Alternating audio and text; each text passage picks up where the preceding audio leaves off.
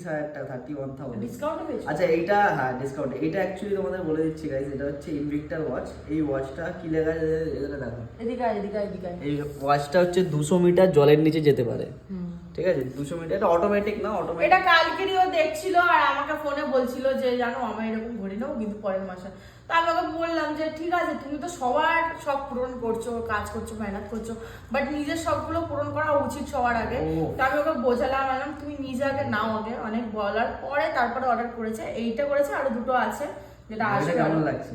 ভালো লাগছে। কাটাতে হবে তো, কোথা দিয়ে কাটাবে? তো বিষয়টা কতটা প্রিমিয়াম লাগছে। কতটা কাটাতে হবে? হ্যাঁ কতটা কাটাতে হবে? এইদিকে দুটো আর এইদিকে দুটো। একদিক দিয়ে কাটাতে হবে, দুদিক দিয়ে কাটাতে হবে। কত ঘর বলো? দুটো আমাদের ওখানে কাটায় তাহলে 4 ঘর। তাহলে চলো আমি যাচ্ছি তোমাদের ওখানে। চলো তো গাইস, চলো এখন আমরা বেরাবো। এখনো আনবক্স হয়নি টোটালি, যে দেখি কাটায় প্লাস্টিকটা তুলি গাইস, আসো।